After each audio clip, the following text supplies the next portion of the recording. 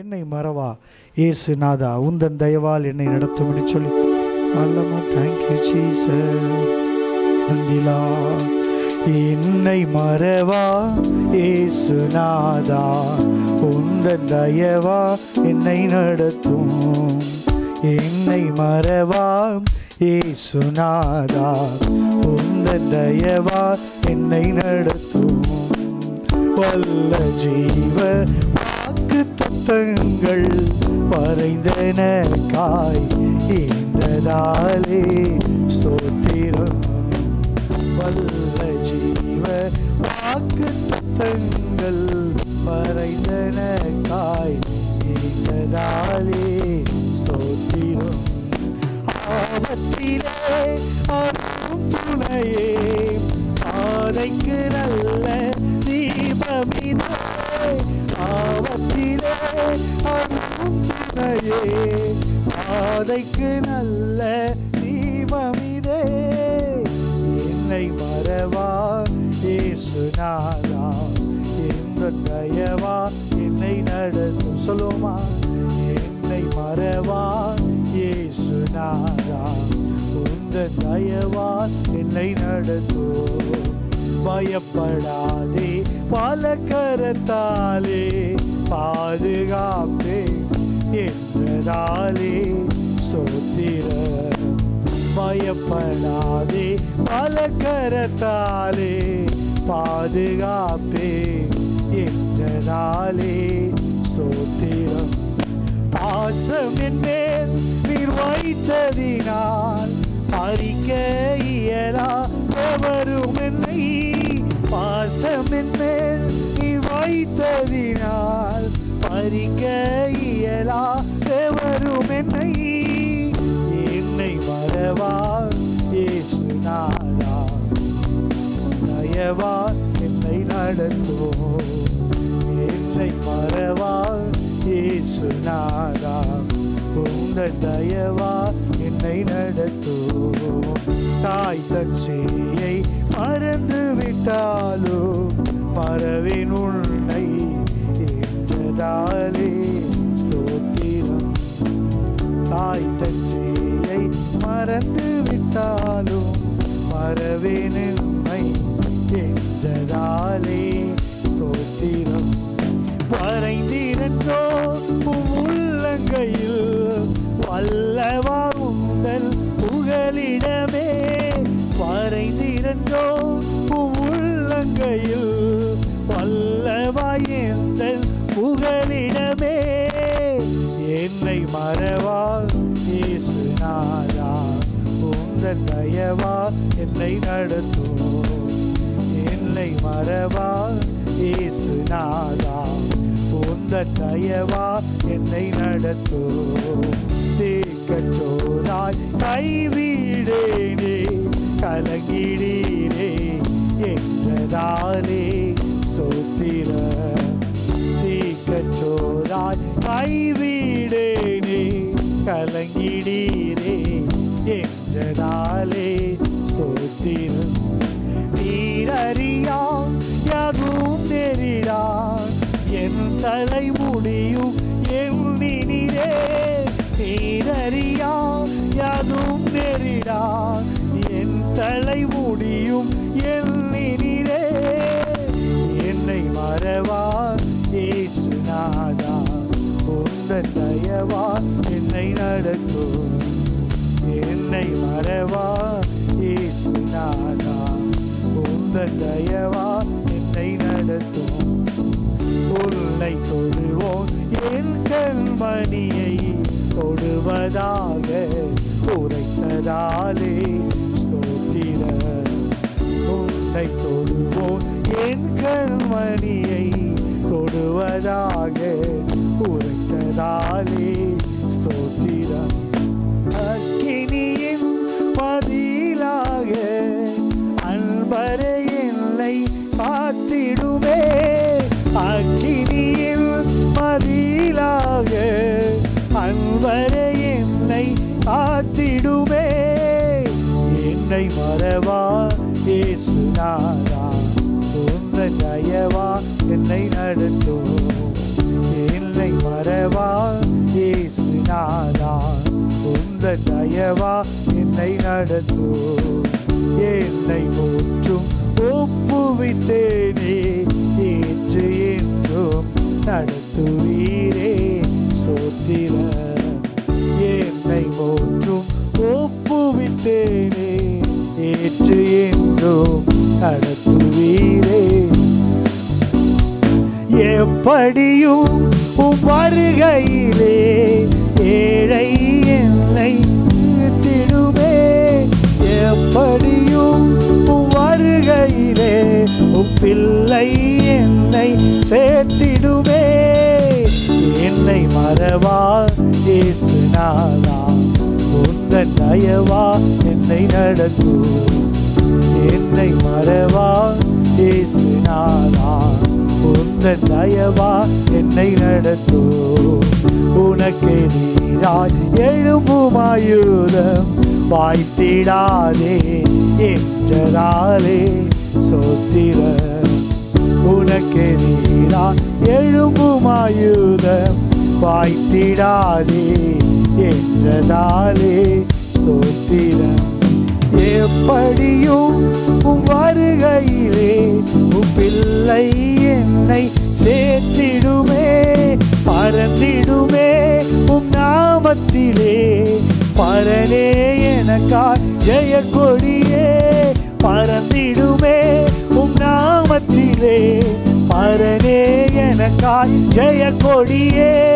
பறந்திடுமே உம் நாமத்திலே, பரனே எனக்காய் ஜெய கொடியே. அக்கினியின் மதிலாக அன்பரே என்னை காத்திடுமே. அக்கினியின் மதிலாக அன்பரே என்னை காத்திடுமே. நீரறியா யாதும் நெறிடா என் தலை முடியும் எண்ணினீரே. நீரறியா யாதும் நெறிடா என் தலை முடியும் எண்ணினீரே. பாசமன் மேல் நீர் வைத்ததினால் பறிக்க இயலா எவரும் என்னை. பாசமன் மேல் நீர் வைத்ததினால் பறிக்க இயலா எவரும் என்னை. என்னை மறவா இயேசுநாதா, உந்தன் தயவா என்னை நடத்தும்.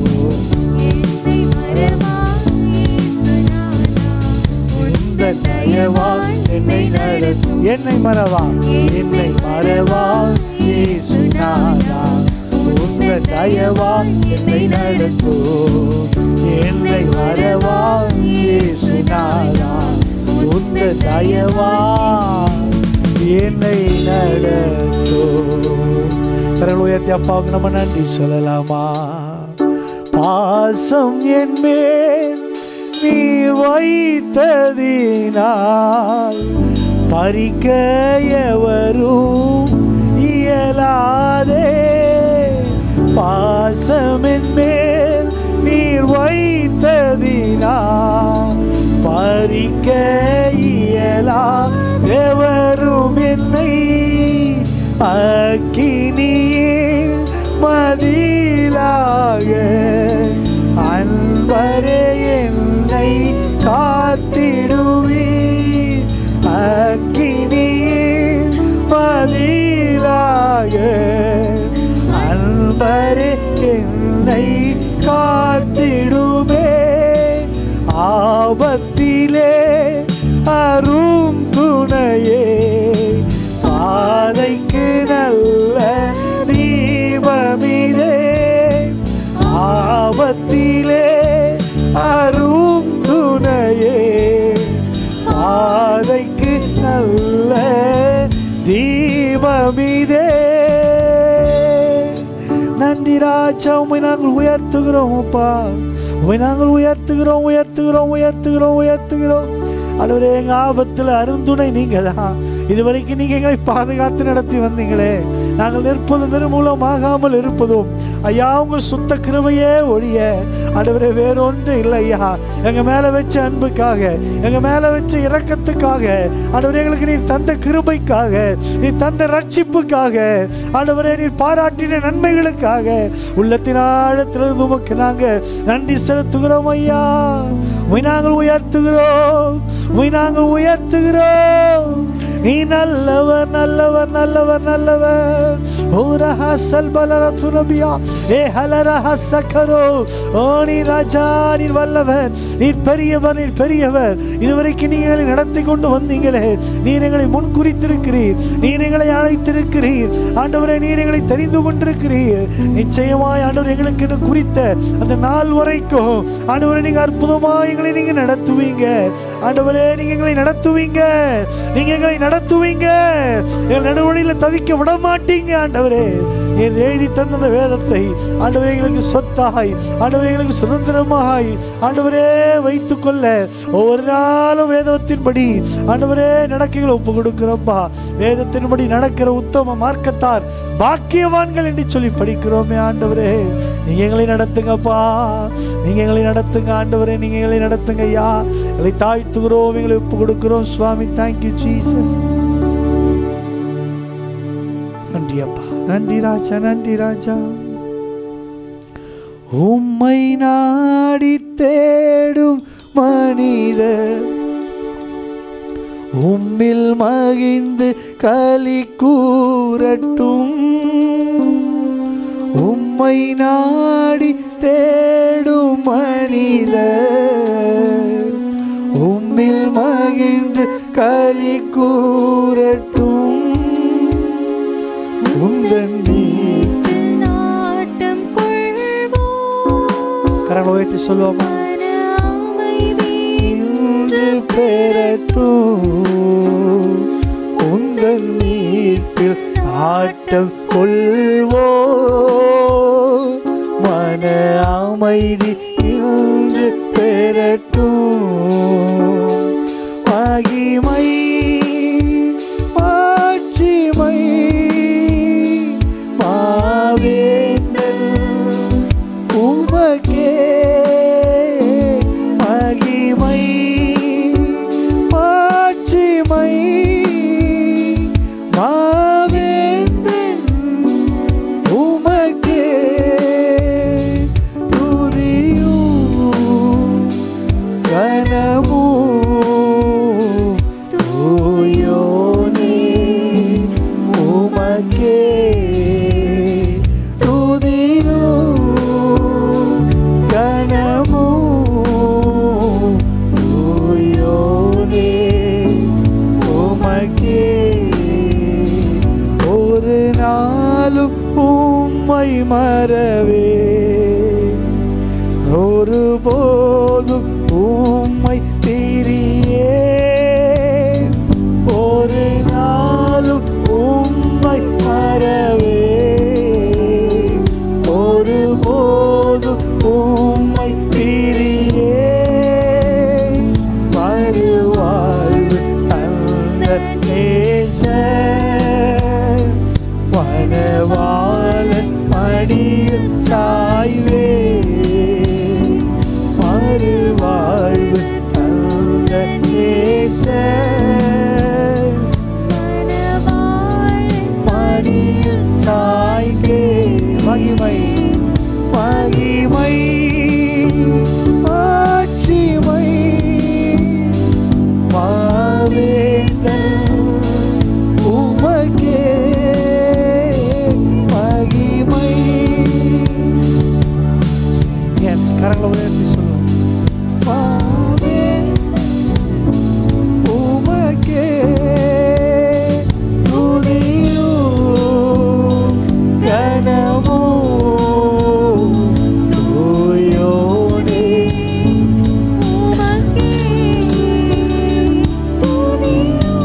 துதியும் கனமும் தூயோனே உமக்கே. உந்தன் வேதம் எனது உணவு, நன்றி கீதம் இரவின் கனவு. உங்கள்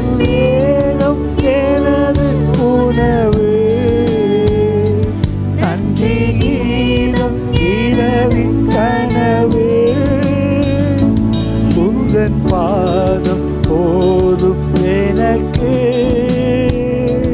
அதுதானே அணையா விளக்கு. உந்தன் பாதம் போதும் எனக்கு, அதுதானே அணையா விளக்கு. உந்தன் பாதம், உந்தன் பாதம் போதும் எனக்கு, அதுதானே அணையா விளக்கு. மகிமை மாட்சிமை மாவேந்தன் உமக்கே, மகிமை மாட்சிமை மாவேந்தன் உமக்கே, துதியோ கனமோ தூயோனே உமக்கே, துதியோ கனமோ தூயோனே உமக்கே, துதியோ கனமோ தூயோனே உமக்கே. நன்றி ராஜா. பரிசுத்த ஆவியானவரே, ஆன்மீக பரிசுத்தம் உள்ள கரத்தில் என்னை தாழ்த்தி ஒப்பு கொடுக்கும் ஆண்டவரே. எங்கள் பிரதானமான நேரங்களை வேதத்தோடு கூட உங்கள் பாதத்தில் ஆண்டவரே அமர்ந்திருக்கிற அந்த பாக்கியத்தை எங்களுக்கு தந்து ஆண்டவரே, அகாமையின் கூடாரத்தில் இருக்கிறோம். 1000 நாட்களை பார்க்கிறோம். பிரகாரங்களில் செல்லும் ஒரு சமூகத்தில் இருக்கும் ஒரு நாள் நல்லது என்று சொல்லி வேதத்தில் வாசிக்கிறோமே. ஒவ்வொரு நாளும் காத்திருந்து ஆண்டவரே நாங்கள் பலனை பெற்றுக்கொள்ள ஆண்டவரே வேதத்தில் வைத்திருக்கிற வாக்குத்தத்தங்களை ஒவ்வொரு நாள் நாங்கள் அறிக்கையிட்டு ஆசீர்வாதங்களை பெற்றுக்கொள்ள வேதத்தின் வெளிச்சத்தில் ஒவ்வொரு நாளும் நீர் எங்களை நடத்தும்படியாய் நாங்கள் ஜெபிக்கிறோம்ப்பா. ஒரு சமூகத்தினங்களை தாழ்த்தி ஒப்பு கொடுக்கிறோம். தேவாவியனர் தாமே தொடர்ந்து நீர் முன்னின்று எங்களை நடத்துவீராக. ஆண்டவரே உங்கள் நாம மகிமைப்படட்டும். ஆண்டவரே உங்கள் வேதம் ஆண்டவரே எங்கள் கால்களுக்கு ஆண்டவரே தீபமாய் வெளிச்சமாய் இருக்குது என்று சொல்லி, பாதைக்கு ஆண்டவர் தீபமாய் இருக்குதுன்னு சொல்லி படிக்கிறோமே. ஆண்டவரே நீர் தாமே முன்னின்று ஆண்டவரே எங்கள் ஒவ்வொரு நாள் வெளிச்சத்தின் பாதையில் ஒவ்வொரு நாளும் நீர் எங்களை நடத்துவீராக. ஆண்டவரே நீர் எங்களை அழைத்த அழைப்பும் கிருபை வரங்களும் மாறாதவைகள் என்று சொல்லி படிக்கிறோமே. நீர் எழுதி கொடுத்த வேதத்தை ஒரு நாள் நாங்கள் சார்ந்து வாழ ஆண்டவர் எங்களுக்குரியதாய் அதை நாங்கள் எடுத்துக்கொள்ள ஆண்டவரே கர்த்தரைகளுக்கு கிருபை பாராட்டும்படியாய் நாங்கள் வேண்டுகிறோம் அப்பா. தொடர்ந்து நீர் எங்களை நடத்துங்க. உங்கள் மகிமையின் கரம் எங்களோடு கூட இருக்கட்டும். ஆவியானவர் ஆளுகை செய்யுங்க. எல்லா துதிக்கான மகிமையாக ஒருவருக்கே செலுத்துகிறோம் இயேசுவின் மூலம் பிதாவே, ஆமென். தேவனுக்கு மகிமை உண்டாகட்டும். இந்த வேத பாட வகுப்புக்கு வந்திருக்க உங்கள் யாவரையும் இயேசுவின் நாமத்தில் அன்போடு வாழ்த்துகிறேன். ரோமருக்கு எழுதின நிருபத்திலிருந்து ஒவ்வொரு வாரமும் படிக்கிறோம். கடந்த வாரத்தில் ஆன்லைனில் பார்த்துருப்பீங்க. நேராக வர முடியாத சூழ்நிலை. 10வது அதிகாரம் வரைக்கும் பார்த்து கடந்த வாரத்தில் 11வது அதிகாரத்தை நம்ம ஆரம்பித்தோம். ரோமருக்கு எழுதின நிருபம் 11வது அதிகாரம். 9, 10, 11 இந்த 3 அதிகாரங்களும் இஸ்ரவேலை குறித்த காரியங்களாக இருக்கிறது. 10வது அதிகாரத்தில் இஸ்ரவேலின் நிராகரிப்பை பற்றியது. 9வது அதிகாரம் இஸ்ரவேல் ஜனங்கள் ரட்சிக்கப்படுறத குறித்து நம்ம படிக்கிறோம். சில யூதர்கள் மட்டும் ஏன் ரட்சிக்கப்பட்டார்கள்? 10வது அதிகாரத்தில் அநேகர் அவைகளை இழந்தார்கள். 11வது அதிகாரத்தில் இஸ்ரவேலை புறக்கணித்தது முழுமையாக அல்ல, முடிவாகவும் அல்ல என்பதை பற்றி பேசுகிறது. The rejection was neither total nor final. இந்த 11வது அதிகாரத்துக்கு தலைப்பாக தேவனின் ஞானமும் இஸ்ரவேலின் எதிர்கால மீட்பும், the wisdom of God and Israel's restoration in the future. இதுல தேவன் எப்படிப்பட்டவர் என்பதை நம்ம பார்க்கிறோம். ஒன்று, தேவன் பெரியவரா இருக்கிறார். அவர் நம்முடைய புறஜாதிகளின் ரட்சிப்பில் அது எப்படி நடந்தது என்பதை குறித்து இந்த 11வது அதிகாரத்தில் பார்க்கணும். புறஜாதிகளின் ரட்சிப்பு எப்படி வந்ததுன்னா, அது இஸ்ரவேலின் வீழ்ச்சியால ரட்சிப்படைந்தோம். இஸ்ரவேலர் வீழ்ச்சி அடைந்ததுனால நாம் ரட்சிப்படைந்தோம். ஆகவே நாம் பெருமை பாராட்ட ஒன்றுமே இல்லை. தேவன் பெருமைக்குரியவர் அல்லது பெரியவர். நாம பெருமை பாராட்டுறதுக்கு நமக்கு ஒன்றுமே இல்லை. ஏன் ஒன்றுமே இல்லை அப்படின்னா, இன்னொருத்தர் தோத்ததால நாம ஜெயிச்சோம், அதனால நம்ம பெருமை பாட்டுறதுக்கு ஒண்ணுமே இல்லை. நம்மகிட்ட என்ன இருக்கு? இஸ்ரவேலர் வீழ்ச்சியினால நாம ரட்சிக்கப்பட்டோம் அப்படின்றது தான் 12 மற்றும் 15 வசனங்கள்ல வாசிக்கிறோம். ரோமர் 11, 12 வசனங்கள்ல. ரெண்டாவது, நாம ஏன் பெருமை பாராட்ட முடியாதுன்னா, இது அவருடைய தயாளத்தினாலும் கிருபையினாலும் ரட்சிக்கப்பட்டோம். வசனம் 6, 7 மற்றும் 22, 31 வசனங்கள்ல இதை வாசிக்கிறோம். அவருடைய தயாளமும் கிருபையும் இருந்ததுனால நம்ம ரட்சிக்கப்பட்டோம். அதனால நம்ம பெருமை பாராட்டுறதுக்கு நமக்கு ஒன்றுமில்லை. மூன்றாவதாக, நாம் விசுவாசத்தினால மட்டுமே நிற்க முடியும். வேற எந்த கிரியினாலும் நிற்க, விசுவாசத்தினால மட்டுமே நிற்க முடியும். 20 மற்றும் 23 அதை நான் வாசிக்கிறோம். விசுவாசத்தினால மட்டுமே நிற்க முடியும். அந்த விசுவாசத்தை துவக்குகிறவர் யார் தான்? அவர் தான். அதனால நம்மகிட்ட ஒண்ணுமே இல்லை. நாலாவது, நாம ஏன் பெருமை பாராட்ட முடியாதுன்னா, நம்மிடத்தில் நன்மை ஒன்றும் இல்லை. வசனம் 24, 17 அதை வாசிக்கிறோம். காட்டு ஒலிவ மரம் நமக்கு தகுதியே இல்லை. நல்ல ஒலிவ மரத்துல அவர் ஒட்ட வச்சிட்டார். நம்ம நன்மை ஒன்றும் இல்லவே இல்லை. அப்படிப்பட்ட நாம ரட்சிக்கப்பட்டுட்டோம்.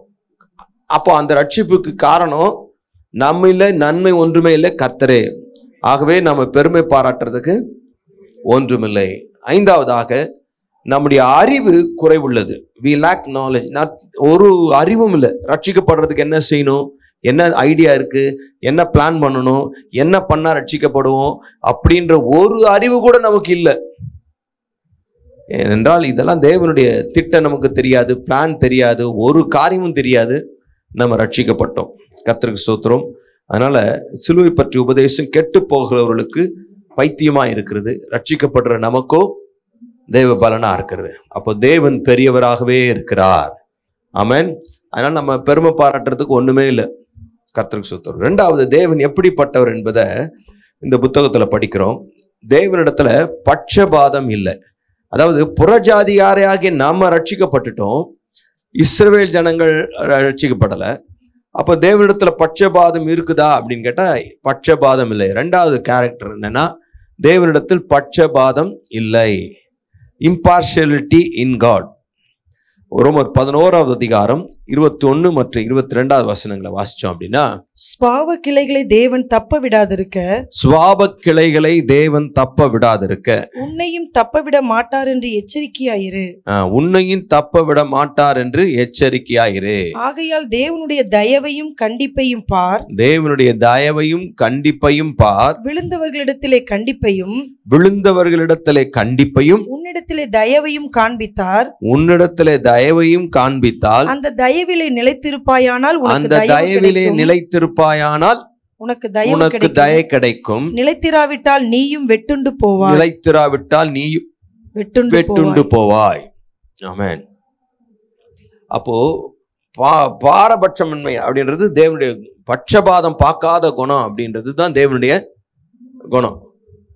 அதாவது இங்க என்ன பாரபட்சம், உலகத்தின் எல்லா ஜனங்களையும் விட்டு யூதரை கர்த்தர் தெரிந்து கொண்டார். என்னங்க எவ்வளோ பேர் இருக்கு, கர்த்தர் ஏங்க யூதர், அப்போ பாரபட்சமா தானே நீங்க பாக்குறீங்க அப்படின்ற மாதிரி கேள்வி எழும்பும். அவர் அப்படி பாரபட்சமாய் இல்லை, யூதர்களை தெரிந்து கொண்டார், உண்மைதான். மற்ற எல்லா ஜனங்களை விட யூதர்களை நேசிச்சார் என்பது உண்மைதானாலும் அது பாரபட்சம் இல்லை. கர்த்தருக்கு ஸ்தோத்திரம். அது தேவனுடைய முறை, அதுல தேவ திட்டம் இருக்கிறதே ஒழிய அதுல பாரபட்சம் இல்லை. உதாரணமாக நீங்க ஆதியாகமம் 12வது அதிகாரம் 1-3 வரைக்கும் வாசிச்சீங்கன்னா, முதல் எபிரேயனாக கர்த்தர் தெரிந்து கொண்டது கர்த்தர் ஆபிரகாமை நோக்கி, நீ உன் தேசத்தையும் உன் இனத்தையும்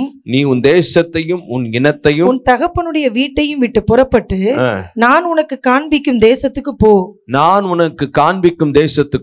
நான் உன்னை பெரிய ஜாதியாக்கி, நான் உன்னை என்ன பண்ணுவேன், பெரிய ஜாதியாக்குவேன். உன்னை ஆசீர்வதித்து உன் பேரை பெருமைப்படுத்துவேன். நீ ஆசீர்வாதமாய் இருப்பாய்.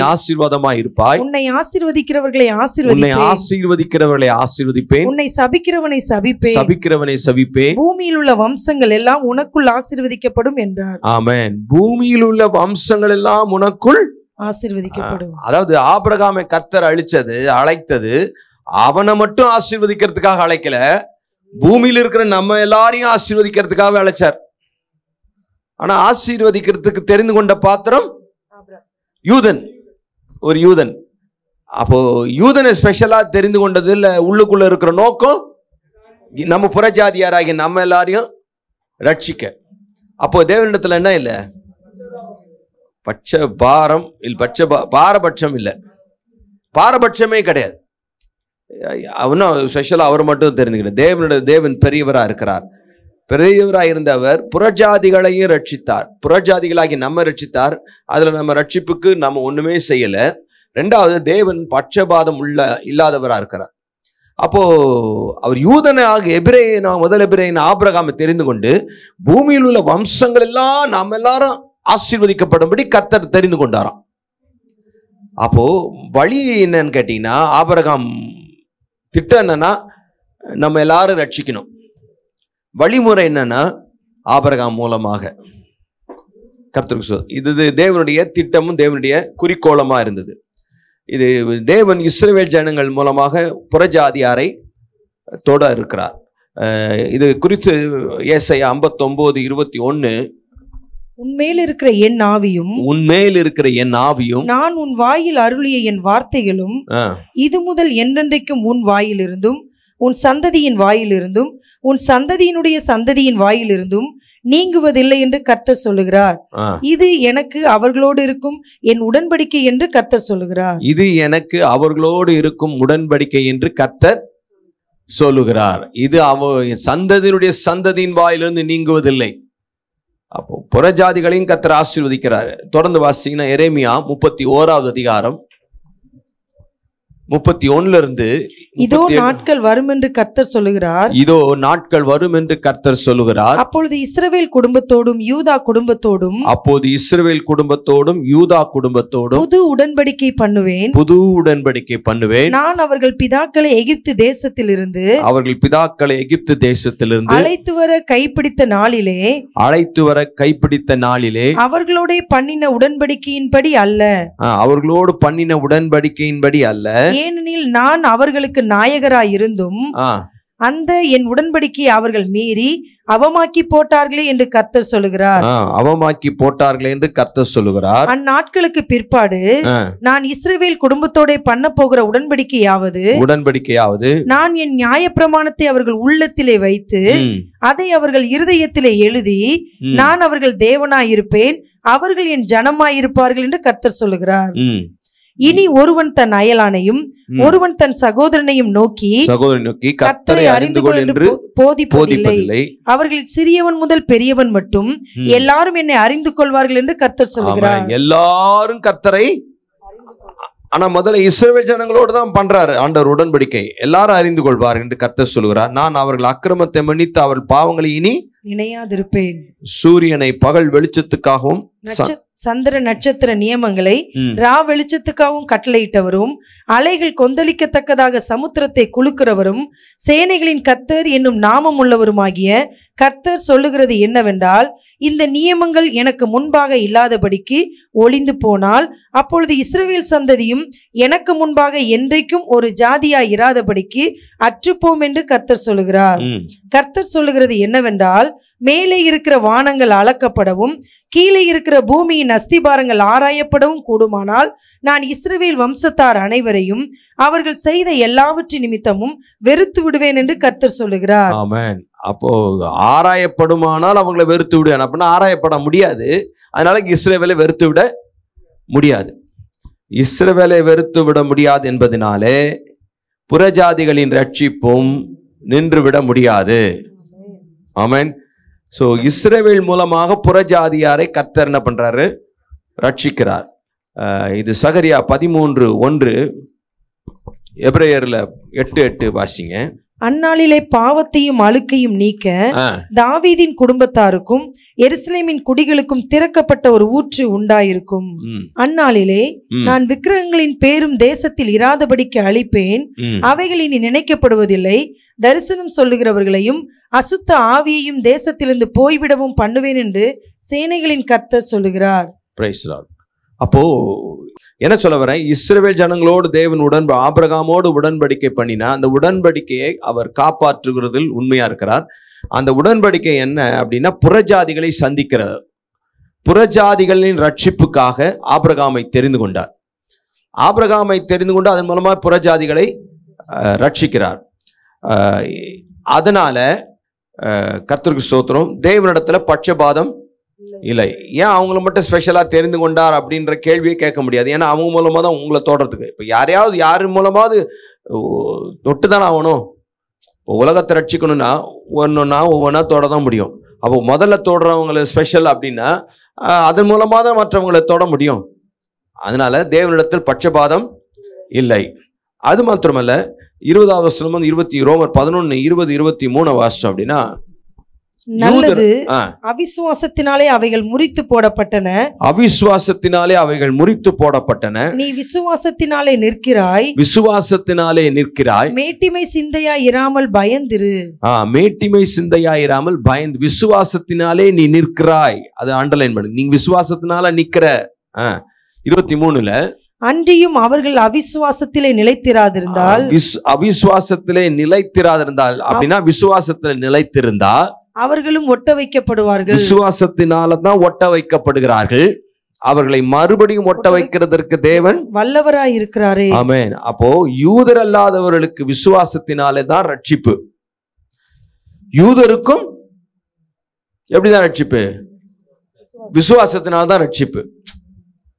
இப்போ நிறைய நேரங்கள் அந்த எக்ஸாம் எழுதுறாங்க பார்த்தீங்களா, நீட் எக்ஸாம் எழுதுறாங்களே, அப்போ அவங்க என்ன சொல்றாங்க, நீங்க அந்த இதுல எக்ஸாம் வைக்கிறீங்க, அப்போ எங்க ஜனங்க என்ன பண்ண முடியல, எழுத முடியல, நீங்க அந்த லாங்குவேஜ் கேட்குறீங்க, அப்போ இங்க இருக்கிற மக்களுக்கு அது ரொம்ப கஷ்டமா இருக்கு. இந்த சிபிஎஸ்சி ஸ்டாண்டர்டு கேட்குறீங்க, இந்த ஸ்டாண்டர்ட் படிக்கிறவங்க படிக்கல, அதனால இது வேண்டாம் அப்படின்றாங்க. இது ஒரு தலைபட்சமாக இருக்கிறது, பாரபட்சம் இருக்கிறதுன்றாங்க. இங்கே தேவன் ரட்சிப்புக்கு பாரபட்சமே பார்க்கல. என்ன சொல்றார்? யூதர் அல்லாதவர்களுக்கு ரட்சிப்பு எப்படிதான்? விசுவாசம் தான். யூதருக்கும் விசுவாசம் தான். ரெண்டு பேருக்கும் யார் விசுவாசிக்கிறீங்களோ அவங்க ரட்சிக்கப்படுறீங்க, அவ்வளவுதான். நீ யூதரா இருந்தானா, கிரேக்கரா இருந்தானா, புறஜாதியா இருந்தானா, அந்நியரா இருந்தானே, அவங்க விசுவாசத்தினாலே நிலை நிற்கிறார்கள். புறஜாதிகளும் விசுவாசித்திருந்தா ஒட்ட வைக்கப்படுவார்கள். கர்த்தருக்கு ஸ்தோத்திரம். யூதர்கள் மற்ற இனத்தவரை எப்படி கேவலமா, அசட்டையா, அலட்சியமா நினைத்தார். அவங்கள மற்றவங்களெல்லாம் நாய் மாதிரி ட்ரீட் பண்ணுவாங்க. பிற இனத்தவர் ஆசீர்வாதமாக மாறும்படி யூதர்களை கர்த்தர் தெரிந்து கொண்டார். ஆனா இந்த யூதர்களும் தங்களை என்ன பண்ணிக்கிட்டாங்க, தூரமா வச்சு அந்த பிளப்பை அகலமாக்கிக்கிட்டே வந்தாங்க. யூதர்கள் புறஜாதிகள் பிரிவு ரொம்ப அகலமாயிட்டே இருந்தது. கர்த்தர் தேவன் தம்முடைய ஞானத்தின அனந்த திட்டத்தினால சிலுவையை காமனா கொண்டு வந்து நிறுத்தி இரு தரத்தாரையும் இணைத்தார். இரு தரத்தாரையும் அந்த சிலுவையினாலே பிதாவாகிய தேவன் இணைத்தார். இயேசு எங்க பாடுபட்டாரு? சிலுவையில தான். நகரத்திற்கு வெளியில அவர் அடிக்கப்பட்டார். புறம்பே ஏன் வெளியில அடிக்கப்பட்டார்னா, நகரத்தில் இருக்கிறவங்க, உள்ள இருக்கிறவங்க, வெளியில இருக்கிறவங்க ரெண்டு பேரும். அவர் எழுதப்பட்ட மேல் வாசகம், இவர் யூதனுடைய ராஜா என்று உலக மொழிகள் அத்தனையில் எழுத, ஏன்னா உலகத்துக்கு ரட்சிப்பது. அப்போ யூதருக்காக மட்டும் இயேசு மரிக்கவில்லை. யாரெல்லாம் அந்த சிலுவையிலே மரித்த இயேசுவின் மீது விசுவாசிக்கிறார்களோ அவர்களெல்லாம் ரட்சிக்கப்படுவார்கள். அது நீ யூதனா இருந்தான, கிரேக்கனா இருந்தான. அப்போ ரட்சிக்கப்படுறதுக்கு காமனா பொதுவா இருக்கிற ஒரு காரியம் என்னன்னா விசுவாசம். அது சிலுவையிலே இயேசு மரித்ததுனால நமக்கு கிடைத்த ஒரு காரியம். சந்திக்கக்கூடிய பொதுவான தலமாக சிலுவை இருக்கிறது. கல்வாரி சிலுவை வைக்கும் விசுவாசத்தினாலே மட்டுமே யூதரா இருந்தாலும் சரி, யூதர் அல்லாதவராக இருந்தாலும் சரி ரட்சிக்கப்படுறோம். பாரபட்சமே இல்லை. கலாத்தியர் 3வது அதிகாரம் 26 இருந்து 28 வரைக்கும் வாசிச்சோம் அப்படின்னா, நீங்கள் எல்லாரும் கிறிஸ்து இயேசுவை பற்றும்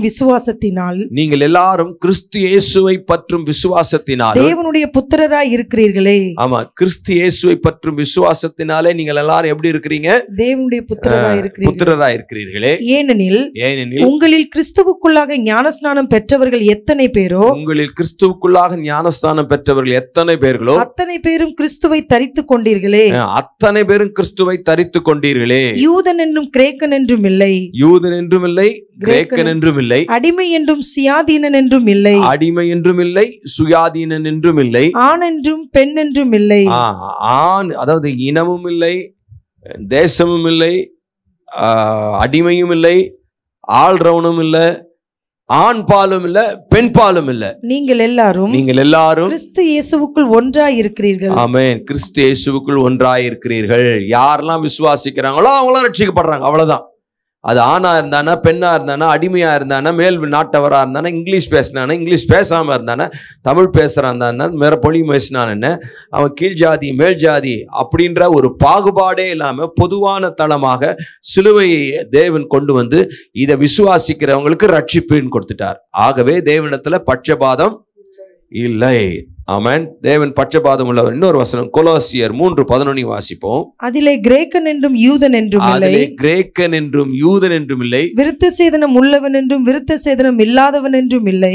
யூதர்களே விருத்த சேதனம் உள்ளவர்களும் இருக்கிறாங்க, விருத்த சேதனம் இல்லாதவர்களும் இருக்கிறாங்க. அவனும் அப்படின்னு இல்ல. புறஜாதியான் என்றும் புற தேசத்தான் என்றும் இல்லை, அடிமை என்றும் சுயாதீனன் என்றும் இல்லை. ஆமென். கிறிஸ்துவே எல்லாரிலும் எல்லாமுமாய் இருக்கிறார். ஆமென். கிறிஸ்துவே எல்லாரிலும் எல்லாமுமாய் இருக்கிறார். ரோமர் 10:12 யூதன் என்றும் கிரேக்கன் என்றும் வித்தியாசமே இல்லை, எல்லாருக்கும் கர்த்தரானவர் தம்மை தொழுது கொள்ளுகிற யாவருக்கும். யூதன் என்றும் கிரேக்கன் என்றும் வித்தியாசமே இல்லை, எல்லாரும் கர்த்தரானவர் தம்மை தொழுது கொள்கிற யாவருக்கும் ஐஸ்வர்ய சம்பன்னராய் இருக்கிறார். ஆமென். தம்மை தொழுது கொள்கிற யாவருக்கும் ஐஸ்வர்யம். யூதன் கிரேக்கன் என்ற வித்தியாசம் இல்லாம விசுவாசிக்கிற எல்லாருக்கும் தேவன் ஐஸ்வர்ய சம்பன்னராய் இருக்கிறார். அப்போ தேவனிடத்துல பட்சபாதமே இல்லை. கர்த்தருக்கு ஸ்தோத்திரம். அவர் 2 காரணங்கள் பட்சபாதம் இல்லை என்பதற்கு பார்த்தோம். என்னன்னா, அவர் ஆபிரகாம் மூலமாக புறஜாதியரை தொடுகிறார். இஸ்ரவேல் ஜனங்கள் மூலமாக புறஜாதியரை தொடுகிறார். அப்ப எல்லா ஜனங்களையும் ரட்சிக்க வேண்டும் என்பதற்காக தான் ஒரு கூட்டத்தை தெரிந்து கொண்டு அதன் மூலமாக உலகத்துக்கு ரட்சிப்பை கொடுக்க விரும்புகிறார். அதனால இந்த இடத்துல தேவனிடத்துல ஏன் விசேஷமாக இஸ்ரவேல் ஜனங்களை தெரிந்து கொண்டீங்க அப்படின்னு நம்ம கேள்வி கேட்டு குற்றப்படுத்த முடியாது. மாத்திரமல்ல, தேவனிடத்துல பட்சபாதம் இல்லை. அதே சமயத்துல கர்த்தருக்கு சொத்து விசுவாசத்தினாலதான் அவங்களுக்கும் ரட்சிப்பு, விசுவாசத்தினால்தான் புறஜாதியாருக்கும் ரட்சிப்பு. உங்களுக்கு வேற கொஸ்டின் கேட்டுட்டு அப்படி இருந்தாதான் பட்சபாதம். எல்லாருக்கும் ஒரே கொஸ்டின் பேப்பர் தான், எல்லாரிடத்திலும் ஒரே எதிர்பார்ப்பு, விசுவாசம் இருந்தால் ரட்சிக்கப்படுவீர்கள். கர்த்தருக்கு ஸ்தோத்திரம். ஆனா அந்த அவங்கள ஒரு கூட்டத்தை கர்த்தர் என்ன பண்ணியிருக்கிறாரு, சமநிலை, அதாவது அவங்களுடைய கண்களை குருடாக்கி இருக்கிறார். நான் கடந்த வாரத்துல சொன்னேன், அவங்களுடைய ஆவிக்குரிய குருட்டாட்டம் 3 விதத்துல இருக்குதுன்னு சொன்னேன். ஞாபகம் இருக்கான்னு தெரியல உங்களுக்கு. 7-10 வரைக்கும் வாசிச்சீங்கன்னா, அப்படியானால் என்ன, இஸ்ரவேலர் தேடுகிறதை அடையாமல் இருக்கிறார்கள், தெரிந்து கொள்ளப்பட்டவர்களோ அதை அடைந்து இருக்கிறார்கள். ஆமா, தெரிந்து கொள்ளப்பட்டவர்களோ அடைந்திருக்கிறார். அதாவது இஸ்ரவேல் இடத்துல தேவன் ஒரு சிறப்பான அன்பு வைத்தார். இஸ்ரவேல் இடத்துல தேவன் சிறப்பான அன்பு வைத்தார் என்பதுல சந்தேகமே இல்லை, உண்மைதான். ஆனா புறஜாதியாராகிய ரட்சிக்கப்படும் வரைக்கும் அவர்கள் இருதயத்தை என்ன பண்ணியிருக்கிறாராம், கடினப்படுத்தி இருக்கிறார். மற்றவர்கள் இன்றைய தினம் வரைக்கும் கடினப்பட்டிருக்கிறார்கள். 8 மற்றவர்கள் இன்றைய தினம் வரைக்கும் கடினப்படுத்தி இருக்கிறார்கள். 8 கனநித்திரையின் ஆவியையும் காணாதிருக்கிற கண்களையும் கேளாதிருக்கிற காதுகளையும் தேவன் அவர்களுக்கு கொடுத்தார் என்று எழுதியிருக்கிறபடி ஆயிற்று. தேவனே அவர்களுக்கு கொடுத்தாராம். எதை? கனநித்திரை நாவியையும் காணாதிருக்கிற கண்களையும் கண்ணை குருடாக்குனது யாரு? தேவனே. கடந்த வாரத்தில் சொன்ன 3 விதத்துல குருட்டாட்டம் இருக்கு. 1 ஆதாமின் குருட்டாட்டம், ஆதாமினால் வந்த குருட்டாட்டம். எபேசியர் 4:17-18 வரைக்கும் 17-19 வரைக்கும் வசனங்கள் போன வாரம் பார்த்தது தான். எபேசியர் 4:17-19 வரைக்கும் ஆதாமினால் வந்த குருட்டாட்டம். ஆதலால் கர்த்தருக்குள் நான் உங்களுக்கு சாட்சியாக சொல்லி எச்சரிக்கிறது என்னவெனில், மற்ற புறஜாதிகள் தங்கள் வீணான சிந்தையிலே நடக்கிறது போல நீங்கள் இனி நடவாமல் இருங்கள். அவர்கள் புத்தியில் அந்தகாரப்பட்டு அதாவது புத்தியில இருளடைஞ்சு இருதய கடினத்தினால் தங்கள் இருக்கும் அறியாமையினாலே தேவனுடைய ஜீவனுக்கு அந்நியராயிருந்து உணர்வில்லாதவர்களாய் சகலவித அசுத்தங்களையும் ஆவலோட நடப்பிக்கும்படி தங்களை காம விகாரத்திற்கு ஒப்பு கொடுத்திருக்கிறார்கள். ஆமென். இது ஆதாமின் வீழ்ச்சியினால் வந்த குருட்டாட்டம். அடுத்தது சாத்தானால் வந்த குருட்டாட்டம். 2 கொரிந்தியர் 4:4 வாசிக்கிறோம். சாத்தான் மனக்கண்களை என்ன பண்ணியிருக்கிறான்? குருடாக்கி இருக்கிறான். சாத்தான் மனக்கண்களை குருடாக்கி 2 கொரிந்தியர் 4:4 அதை வாசிக்கிறோம். தேவனுடைய சாயலாய் இருக்கிற கிறிஸ்துவின் மகிமையான சுவிசேஷத்தின் ஒளி அவிசுவாசிகளாகிய அவர்களுக்கு பிரகாசமாய் இராதபடிக்கு பிரபஞ்சத்தின் தேவனானவன் அவர்களுடைய மனதை குருடாக்கினான். பிரபஞ்சத்தின் தேவனாகிய பிசாசானவன் அவர்கள் மனதை குருடாக்கிட்டான். அப்ப பிசாசினால் வந்த குருட்டாட்டம் இது. அடுத்தது ரோமர் 11:8 வாசித்தபடி தேவனால் வந்த குருட்டாட்டம். அப்போ இந்த குருட்டாட்டத்தை குறித்து இது முன்னறிவிக்கப்பட்ட ஒரு காரியம் தான். ஏசாயாவில் நம்ம படித்தோம் 29:8 நினைக்கிறேன், 29:10 இது குறித்து படிக்கிறோம். காணாத இருக்கிற கண்களையும் கனநத்திரின் ஆவியும் தேவன் அவர்களுக்கு தந்தரணும். அப்போ இஸ்ரவேல் ஜனங்களுக்கு காணாத இருக்கிற கண்களையும் ரட்சிப்பு அடையணும்னு விரும்புறாங்க, ஆனா காண முடியல. பக்தி அடையணும்னு முயற்சி செய்யறாங்க, ஆனா காண முடியாதபடிக்கு கண்கள் என்னாக்கப்பட்டிருக்கு? குருடாக்கப்பட்டிருக்கு. அந்த குருட்டாட்டம் எப்படி வந்ததுன்னா, ஒன்னு ஆதாமின் மூலமா வந்தது, இன்னொன்னு பிசாசினால் வந்தது, இன்னொன்னு தேவனே கொடுத்தார். இந்த தேவன் இஸ்ரவேல் ஜனங்களுக்கு அப்படிப்பட்ட குருட்டாட்டத்தை கொடுத்தார். ஏன் கொடுத்தார்? அது ஒரு பெரிய ரகசியம் அப்படின்றத நம்ம வாசிக்கிறோம். அதை தேவன் எப்படி சமநிலைப்படுத்துகிறார் பார்த்தீங்களா? அதாவது புறஜாதிகள் ரட்சிக்கப்படுற வரைக்கும் அவங்க கண்கள் குருடா இருக்குமா? புறஜாதிகள் 25ஆம் வசனத்தை வாசிங்க. எப்படி சமநிலைப்படுத்திட்டார் பாருங்க. மேலும் சகோதரரே, நீங்கள் உங்களையே ரோமர் 11:25 நீங்கள் உங்களையே புத்திமான்கள் என்று எண்ணாதபடிக்கு ஒரு ரகசியத்தை நீங்கள் அறிய வேண்டும் என்று இருக்கிறேன். உங்களையே நீங்க புத்திமான் என்று அறியாதபடிக்கு ஒரு ரகசியத்தை நீங்கள் அறிய. ரகசியம் இது என்னது? இது ரகசியத்தை அறிய வேண்டும் என்று விரும்புகிறேன். அது என்னவெனில் புறஜாதியாருடைய நிறைவு உண்டாகும் வரைக்கும் இஸ்ரவேலரில் ஒரு பங்குக்கு கடினமான மனது உண்டாயிருக்கும். இஸ்ரவேலில ஒரு பங்குக்கு என்ன உண்டாயிருக்கும்? கடினமான மனசு இருந்துகிட்டே இருக்கும். அவங்க கண்கள் குருடாக்கப்பட்டு கொண்டே தான் இருப்பாங்க. அவங்க ரட்சிக்கப்படாமல தான், அவங்க விரும்பினா கூட ரட்சிக்கப்பட மாட்டாங்க. அப்போ கர்த்தர் கவனிங்க, இவங்க வர வரைக்கும் அவங்கள பெண்டிங்ல வச்சுக்கிறார். ஒருவேளை அவங்க எல்லாம் ரட்சிக்கப்பட்டான்னு வச்சுக்கோங்களேன், ஆண்டவர் வருகை வந்துடும். இஸ்ரவேலர் ரட்சிப்புக்காக ஏன் ஜெபம் பண்ண சொல்றோம்? இல்ல, அதுலதான் புறஜாதியாருடைய நிறைவே அடங்கி இருக்கு. புரியுதான்னு தெரியல. இஸ்ரவேலின் ரட்சிப்புல தான் அவங்க புறஜாதியாரின் நிறைவு வர வரைக்கும் அவங்க கண் எப்படி இருக்கும்? குருடா இருக்கு. இப்ப அவங்க ரட்சிப்புக்காக ஜெபம் பண்ணோம்னா புறஜாதியார் ஆட்டோமேட்டிக்கா ரட்சிக்கப்படுறது வந்துருவாங்க. அதனால இஸ்ரவேல ரட்சிப்புக்காக ஒவ்வொரு நாளும் நம்ம ஜெபம் பண்ணும். கர்த்தரே அவங்க கண்கள் என்ன பண்ணிருக்கிறாராம்? குருடாக்கி இருக்கிற. இது என்னது? ரகசியம். என்ன ரகசியம் இருக்கு இதுல அப்படின்னா, ஆமென் போட்டு கம்முன்னு போயிடுங்க. தேவன் ரகசியம் சொல்லும் போது அது பவுல் அது வேதத்துல 12 ரகசியங்கள் எழுதியிருக்கிறார்.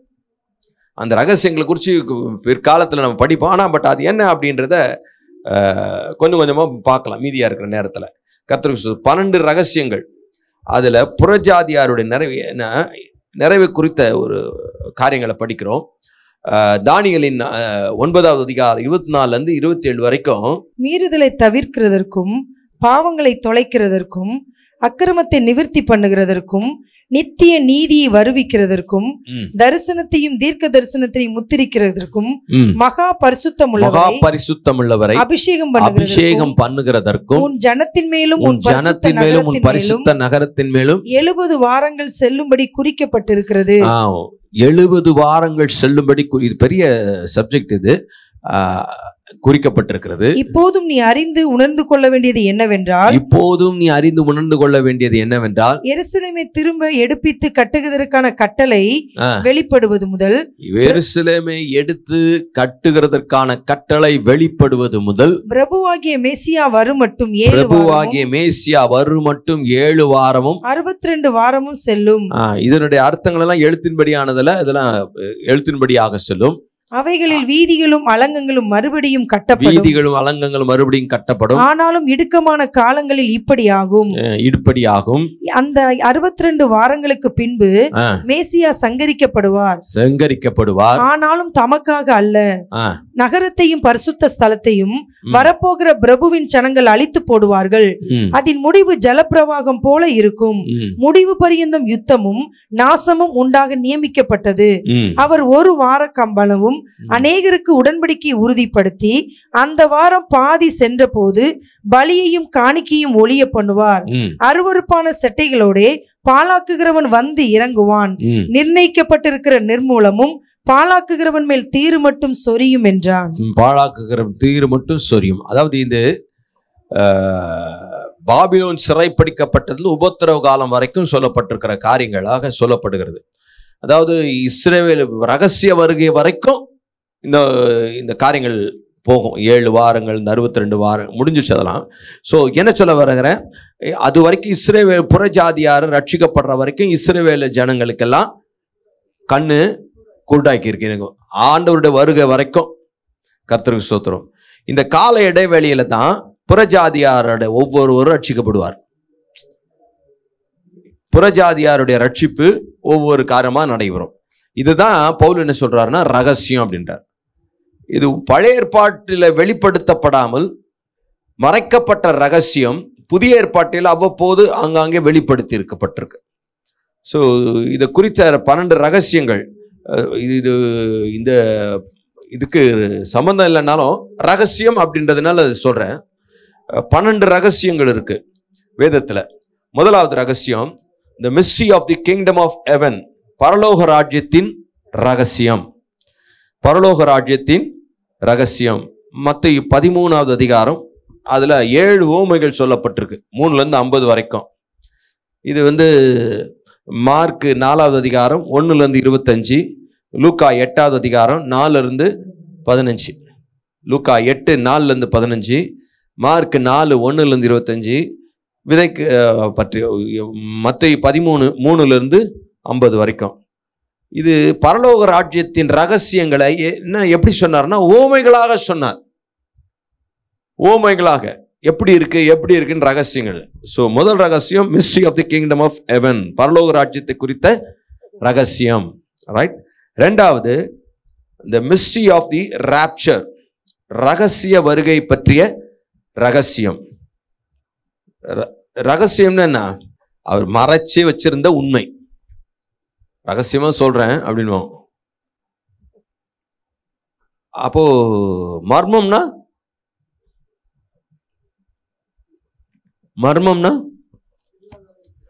புரியாத புதிர், மர்மமா இருக்குதுங்க.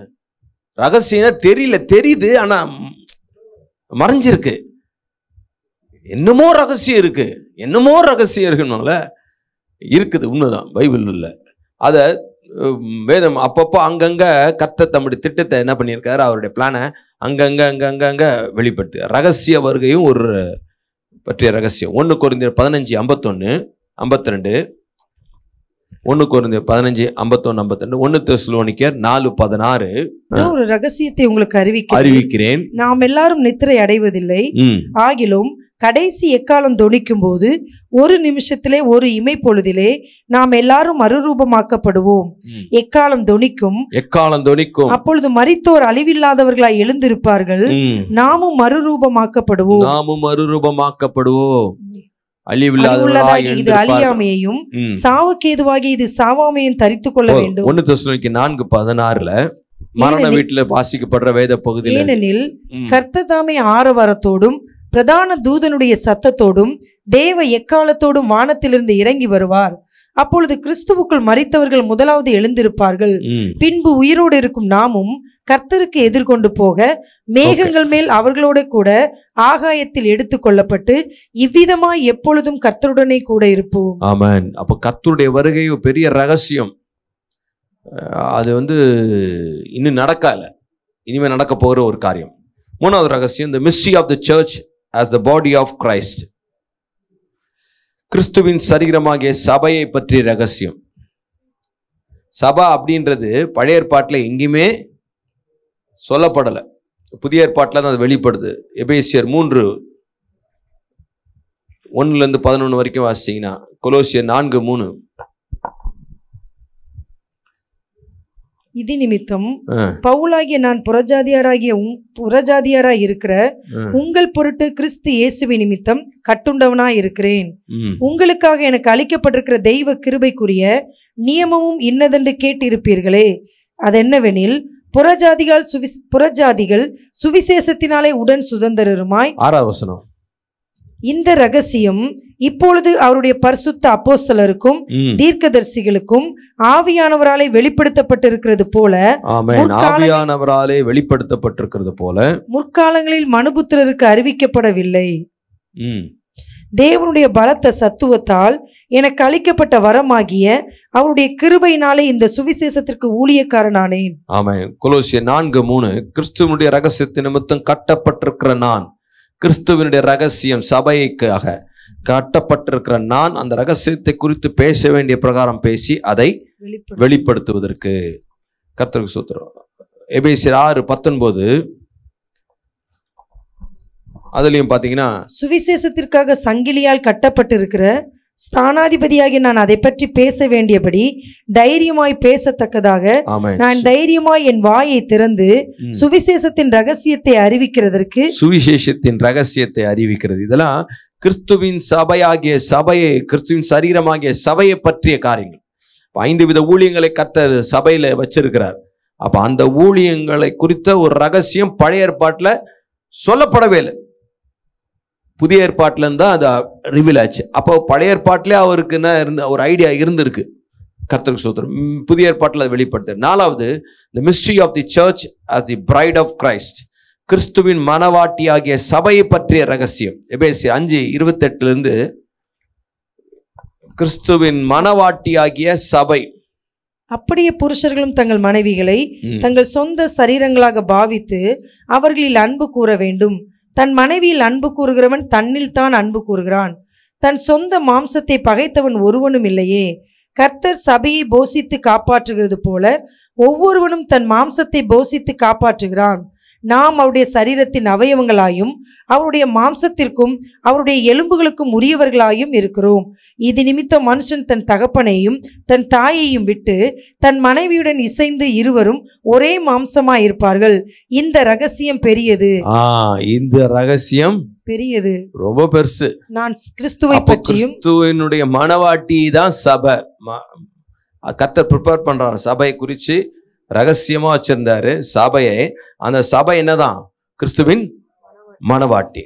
5வது, the mystery of the indwelling Christ. கிறிஸ்து நமக்குள் இருக்கும் ரகசியம். கிறிஸ்து எங்க இருக்கிறாரு? நமக்குள் இருப்பது அந்த ரகசியம். கொலோசியர் 1:26-27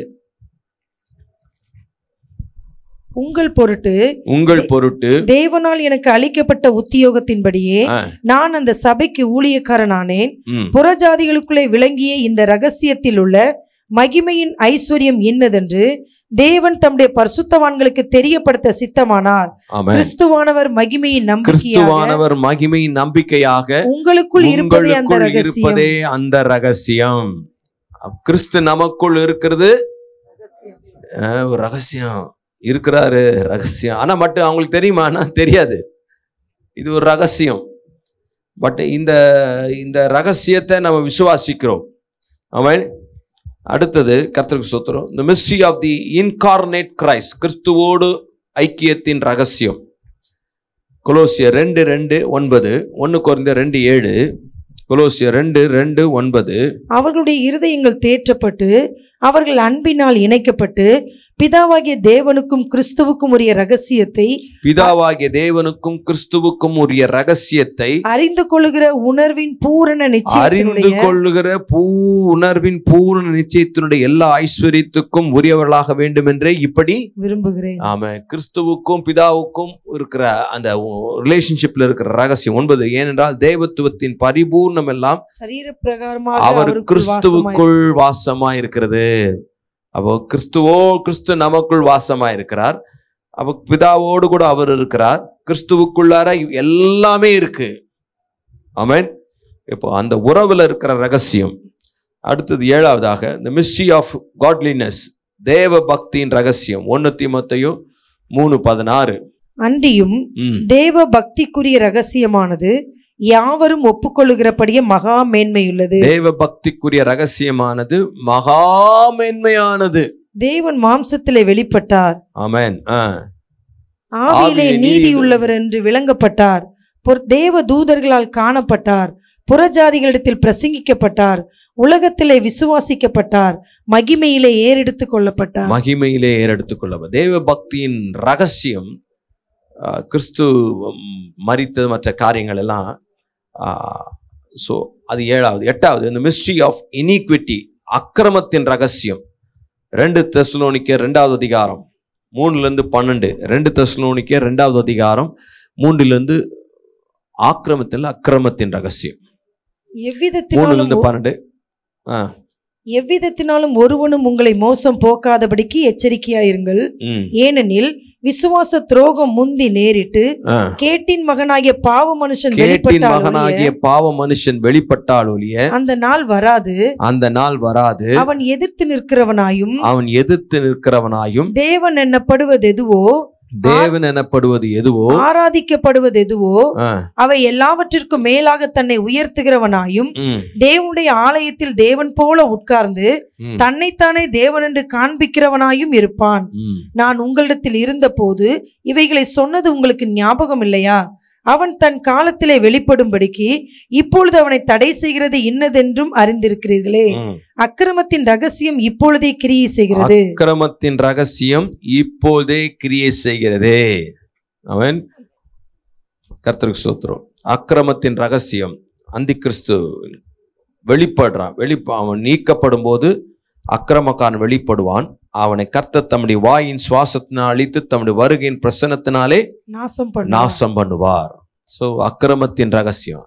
9வது the mystery of Israel's present blindness. இப்போ வாஸ்தவம்ல இஸ்ரவேல் ஜனங்களுடைய குருட்டாட்டம். இப்போதைய இஸ்ரவேல் ஜனங்களுடைய குருட்டாட்டத்தின் ரகசியம். அது ஏற்கனவே வாஸ்தவம். இப்போ இஸ்ரவேல் ஜனங்கள் புறஜாதிகள் நிரம்பி ரட்சிப்பு நிறைவேறுவதற்காக இஸ்ரவேல் ஜனங்களின் கண்கள் குருட்டாட்டம் வைக்கப்பட்டிருக்கு. இது ரகசியம். எப்படி சபையை பற்றிய ரகசியம் இருக்குதோ, சபை மனவாட்டியாக இருக்கிறதோ, கிறிஸ்து நமக்குள்ள இருக்கிறாரோ, கிறிஸ்துவுக்கு நமக்கு இருக்கிற உறவு ரகசியம், அக்கிரமத்தின் ரகசியம், இப்படி தேவ பக்தியின் ரகசியம் எப்படி நம்ம ஆச்சரியப்படுறோமோ அதே போல நம்ம ரட்சிப்பு நிறைவேற வரைக்கும் அவங்கள என்ன பண்ணியிருக்கிறாரு, பெண்டிங்ல வச்சுக்கிறார். அவங்க உள்ள வந்துட்டான்னு வச்சுக்கோங்க, நம்மது அவுட் ஆயிடும், நம்மது எல்லாரும் அவுட் ஆயிடும். கர்த்தருக்கு ஸ்தோத்திரம். அதுக்குள்ளார புறஜாதிகள் எல்லாரும் ரட்சிக்கப்படணும். அவங்க ரட்சிக்கப்பட்டாங்கன்னா ஆண்டவருடைய வருகை சமீபமாயிடும், ரொம்ப பக்கத்துல ஆயிடும். கர்த்தருக்கு ஸ்தோத்திரம். அதனால அவங்களுடைய ரட்சிப்புக்காக பிரயாசப்படும் போது புறஜாதிகளும் அதுக்குள்ள அடங்கிடுறாங்க. ஸோ அவங்களோட கண்கள் குருடாக்கப்பட்டதுன்னு ரகசியம். 10வது the mystery of the 7 stars, 7 நட்சத்திரங்களின் ரகசியம். வெளிப்படுத்துதல் 1:20. என் வலது கரத்தில் நீ கண்ட 7 நட்சத்திரங்களின் ரகசியத்தையும் 7 பொன் குத்துவிளக்குகளின் ரகசியத்தையும் எழுது. 7 நட்சத்திரங்களின் ரகசியத்தை, ஏன் குத்து விளக்குகளின் ரகசியத்தையும், அந்த 7 நட்சத்திரங்கள் 7 சபைகளின் தூதர்களாம். நீ கண்ட 7 குத்து விளக்குகளும் 7 சபைகளாம். 7 சபைகளாம். கர்த்தருக்கு ஸ்தோத்திரம். ஸோ 7 சபைகளை குறித்து ரகசியம். அடுத்தது the mystery of Babylon, the harlot. வெளிப்படுத்துதல் 17:5-7. வேசியாகிய பாபிலோனின் ரகசியம். வெளிப்படுத்துதல் 17:5-7. மேலும் ரகசியம், மகா பாபிலோன் வேசிகளுக்கும் பூமியில் உள்ள அருவருப்புகளுக்கும் தாய் என்னும் நாமம் அவள் நெற்றியில் எழுதியிருந்தது. என்னும் நாமம் அவளுடைய நெற்றியில எழுதியிருந்தது. அந்த ஸ்திரீ பரிசுத்தவான்களின் இரத்தத்தினாலும் இயேசுவினுடைய சாட்சிகளின் இரத்தத்தினாலும் வெறி கொண்டிருக்கிறதை கண்டேன். அவளை கண்டு நான் மிகவும் ஆச்சரியப்பட்டேன். அப்பொழுது தூதனானவன் என்னை நோக்கி, ஏன் ஆச்சரியப்படுகிறாய்? இந்த ஸ்திரீயினுடைய ரகசியத்தையும் 7 தலைகளையும் 10 கொம்புகளையும் உடையவதாய் இவளை சுமக்கிற மிருகத்தினுடைய ரகசியத்தையும் உனக்கு சொல்லுகிறேன். ஆமென். கர்த்தர் நம்ம இந்த ரகசியம் அப்படின்றத மட்டும் தான் பார்க்குறோம். அதுக்குள்ள ஒரு டீட்டெயிலா போல, அது பெரிய இது. அதனால என்ன ரகசியம் இருக்குதுன்றத இந்த இடத்துல சொல்றோம், அவ்வளவுதான். இந்த மிஸ்ட்ரி ஆஃப் காட், தேவனை பற்றிய ரகசியம். வெளிப்படுத்துதல் 10:7, 11, 15-19. வெளிப்படுத்துதல் 10:7. வானத்தையும் அதில் உள்ளவைகள், பூமியையும் அதில் உள்ளவைகள், சமுத்திரத்தையும் அதில் உள்ளவைகளையும் சிருஷ்டித்தவரும் சதாகாலம் உயிரிடோருக்குமாறு ஆணையிட்டு சொன்னார். நான் வானத்திலிருந்து பிறக்க கேட்ட சத்தம் மறுபடியும் என்னுடனே பேசி சமுத்திரத்தின் மேலும் 11:15 7ஆம் தூதன் எக்காலம் ஊதினான்.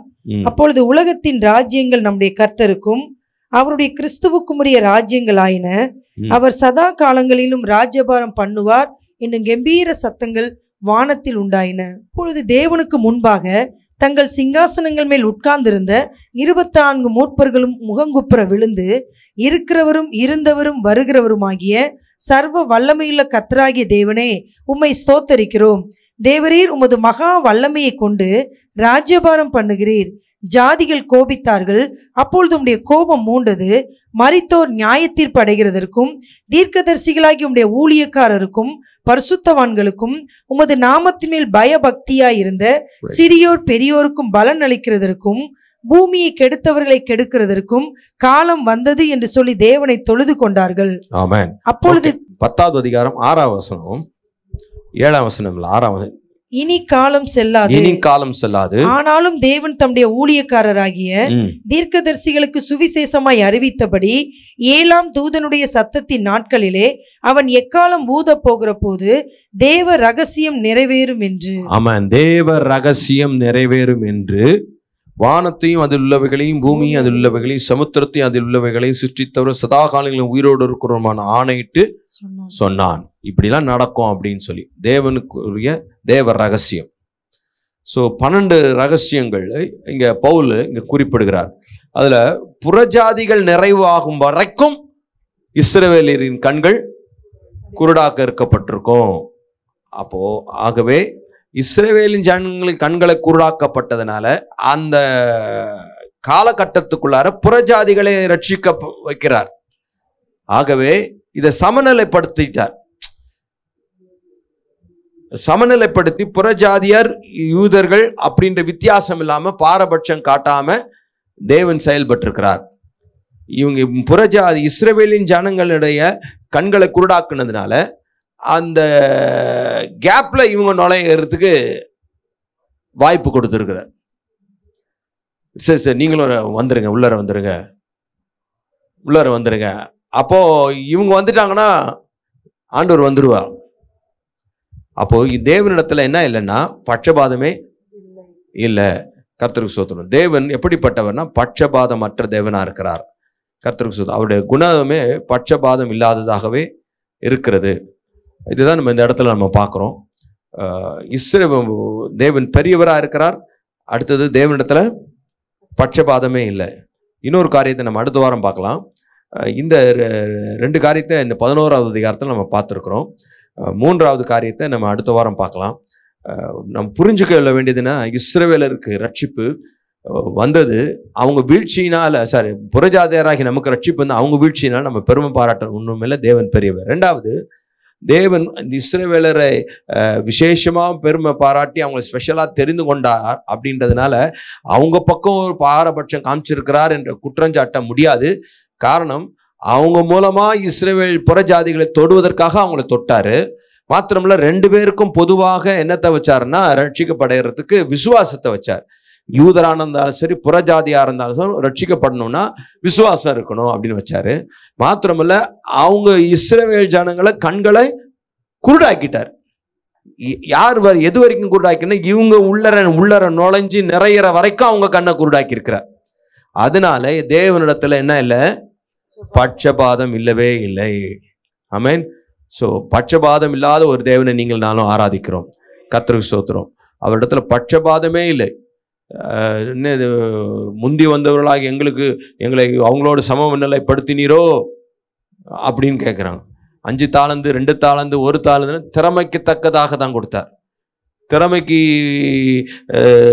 ஒவ்வொருத்தருக்கும் 1 தாலந்து கொடுத்தார், இன்னொருத்தருக்கு 2 தாலந்து கொடுத்தார், இன்னொருத்தருக்கு 5. எப்படி கொடுத்தாருன்னா திறமைக்கு தக்கதாக. இப்போ எல்லாருக்கும் ஒரே மாதிரி கொடுத்துருந்தாருன்னா அப்போ அவன் 1 தாலந்து வாங்கினவனுக்கு 5 தாலந்து கொடுத்துருந்தா அவனுக்கு என்ன ஆயிருக்கும்னா மன அழுத்தத்துல செத்து போயிருப்பான். சிலர் படிக்க வைக்கிறாங்க, அவனால என்ன படிக்க வைக்க முடியுமோ அது படி, இது படிச்சா போதும்பா நீ, அவ்வளவுதான், அவனுக்கு அவ்வளவுதான். ஆனா அவன் இன்னொரு இதுல ஸ்கில்லா இருப்பான். தேவன் திறமைக்கு தக்கதாக தாளந்து பிரிச்சு கொடுத்தார். அதனால அவரிடத்துல பட்சபாதம் இருக்குன்னு சொல்ல முடியாது. கூலி கொடுக்கும் போது எப்படி கொடுத்தாரு? அது பிந்தி வந்தவர்கள் தொடங்கி முந்தி வந்தவர்கள் வரைக்கும் கூலி கொடுத்தார். அவங்களுக்கு தொடங்கும் போது 1 பணம் கொடுத்தார். ஏன்னா அவன் வெயிலின் உஷ்ணத்தை அவன் கஷ்டப்படல, ஆனா வேலை இல்லாம கஷ்டப்பட்டான். காலையிலேருந்து அதே இடத்துல நிக்கிறான். அதாவது வேலை செஞ்சு கஷ்டப்படுறது ஒரு கஷ்டம் அப்படின்னா, வேலை இல்லாம மன அழுத்தத்துல கஷ்டப்படுறது இன்னொரு கஷ்டம். அது ரொம்ப கஷ்டம். எவ்வளவு நாளா வேலை இல்லாம இருந்தா தெரியுமா? என்ன கிடைக்குமோ கிடைக்காதோ, எப்படி இருக்குமோ, வாழ்க்கை என்ன பண்ணலான்னு தெரியல அப்படின்றது ஒரு மன அழுத்தம். அந்த கஷ்டத்துக்கு கர்த்தர் அவனுக்கு. ஸோ அதனால தேவனிடத்துல பட்சபாதமே இல்லை. கர்த்தருக்கு ஸ்தோத்திரம். அதனால நீங்கள் நானும் பட்சபாதம் இல்லாத தேவனை ஆராதிக்கிறோம். ஏன்னா நம்மளையும் கர்த்தர் நினைவு கொண்டிருக்கிறாரே. நாம யூதர்களே அல்லையே, நாம எபிரேயர்களே அல்லையே, ஆபிரகாமின் சந்ததியே அல்லையே. நம்மவும் அவர் ரட்சிப்புல வச்சு அது வரைக்கும் அவங்க கண்ணை குருடாக்கி, அவன் கண்ணை குருடாக்கி இருக்கிற அதுக்குள்ள நீ இப்போ வந்துடுறா அப்படின்னு கர்த்தர் நம்மளை உள்ள கூட்டின்னு போய் உள்ள உட்கார வச்சிட்டார். அதை கல்விமான்களுக்கு ஞானிகளுக்கு எல்லாவற்றுக்கும் மறைச்சு பாலகராகிய நமக்கு அதை வெளிப்படுத்தி இருக்கிறார். பெரிய ஆசீர்வாதம். அதனால இந்த பாரபட்சம் இல்லாத தேவனை ஆராதிக்கிற நமக்கு தேவன் தாமே முழுமையான புறஜாதிகளின் முழுமையான ரட்சிப்படைய நாம பிரயாசப்பட கர்த்தர் கிருபை தருவாராக. கண்களை மூடி ஆண்டவரிடத்துல ஒப்பு கொடுப்போமா? ஆண்டவரே, தேவரீர் நீர் சகலத்தையும் செய்ய வல்லவராக இருக்கிறீரப்பா. ஆண்டவரே, உம்மிடத்துல எந்த பட்சபாதமும் இல்லை. நீர் பெரியவராய் இருக்கிறீர். எங்களுடைய ரட்சிப்பை குறித்து நாங்கள் பெருமை பாராட்ட எங்களுக்கு ஒன்றுமே இல்லை. மாத்திரமல்ல, நீர் பெரியவராயிருந்து பெரிய காரியங்களை செய்கிறீரப்பா. ஆண்டவரே தகப்பனே, நீர் உம்மிடத்துல பட்சபாதமே இல்லை. ஆண்டவர் இஸ்ரவேல் ஜனங்களை விசேஷ விதமாய் நேசிச்சாலும் ஆண்டவரே கர்த்தாவே, அவங்களுடைய காரியங்களுக்காக ஆண்டவரே எங்களை நீங்க முன் வச்சிருக்கிறீங்க. அதற்காக ஸ்தோத்திரப்பா. ஆண்டவரே தகப்பனே, ஆண்டவரே எங்களுடைய ரட்சிப்புக்காக நீ செய்த கிரியைகளுக்காக நன்றி செலுத்துகிறோம். இஸ்ரவேலரை நீ விசேஷ விதமாக தெரிந்து கொண்டாலும் அவங்களும் நாங்களும் ரட்சிப்பு அடைவதற்கு பொதுவாக விசுவாசத்தையே நீர் வைத்தீர். அதற்காக நன்றி செலுத்துகிறோம். அவங்க மூலமா எங்களை தொடரணும்னு ஆசைப்பட்டீர். பூமியில் உள்ள வம்சங்கள் எல்லாம் ஆபிரகாமுக்குள் ஆசீர்வதிக்கப்பட வேண்டும் என்பதே உம்முடைய திட்டம். அதற்கு வழிமுறையாக ஆபிரகாமை வச்சு யூதர்களை வச்சு எங்களை ஆசீர்வதிக்க விரும்புகிறீரப்பா. அதற்காக நன்றி செலுத்துகிறோம். எங்க ரட்சிப்பு நிறைவேற வரைக்கும் அவங்க கண்களை குருடாக்கி இருக்கிறீர். ஆண்டவரே தகப்பனே, இது ஒரு ரகசியமா இருக்குது, புரிஞ்சு கொள்ள முடியாத ஒரு காரியமா இருக்குது. ஆண்டவரே தகப்பனே, அதற்கு நாங்கள் ஆமென் என்று சொல்லி நீர் செய்த இந்த மகா பெரிய திட்டத்துக்காக நன்றி சொல்லி நன்றி உள்ளவர்களாக இருந்து ஆண்டவரே புறஜாதிகளின் நிறைவுக்காக பிரயாசப்பட நாங்களும் உழைக்க, அவர்கள் ரட்சிப்புக்காக ஜெபிக்க, சுவிசேஷம் அறிவிக்க எங்களுக்கு அந்த கிருபை தரும்படியாய் ஜெபிக்கிறோம். காத்துக்கொள்ளும், ஆசீர்வதி. உம்முடைய கிருபையின் காரணத்தில் எங்களை தாழ்த்தி ஒப்பு கொடுக்கிறோப்பா. கேட்ட வார்த்தையின்படியே நாங்கள் ஜீவிக்க கர்த்தர் கிருபைத்தார். எல்லா துதியும் உமக்கு செலுத்துகிறோம். பிரிந்தாலும் பிரியா சமூகம் எங்களோடு வழி நடத்தட்டும். இயேசுவின் நாமத்தில் ஒப்பு கொடுத்து ஜெபிக்கிறோம் நல்ல பிதாவே. ஆமென், ஆமென். God bless you. கர்த்தர் உங்களை ஆசீர்வதிப்பாராக.